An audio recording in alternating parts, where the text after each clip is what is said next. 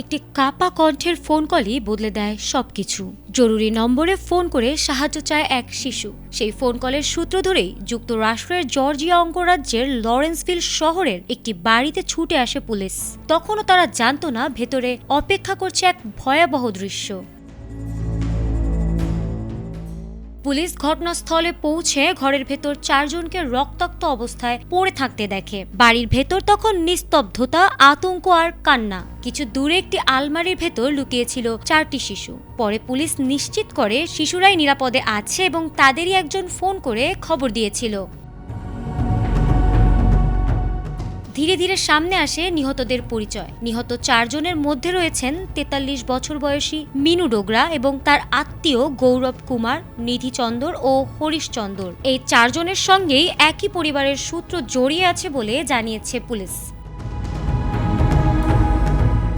তদন্তে উঠে আসে আরো ভয়ঙ্কর তথ্য। এই হত্যাকাণ্ডের সঙ্গে জড়িত সন্দেহে গ্রেপ্তার করা হয় 51 বছর বয়সী ভারতীয় বংশোদ্ভূত বিজয় কুমারকে। তিনি নিহত মিনু ডোগরার স্বামী। পুলিশ জানিয়েছে ঘটনার আগে পারিবারিক কলহ হয়েছিল, যা পরে ভয়াবহ রূপ নিয়েছে। পারিবারিক দ্বন্দ্বের জেরে নিজের শিশু সন্তানের সামনে স্ত্রী সহ 4 জনকে গুলি করে হত্যা করেছেন বিজয় কুমার।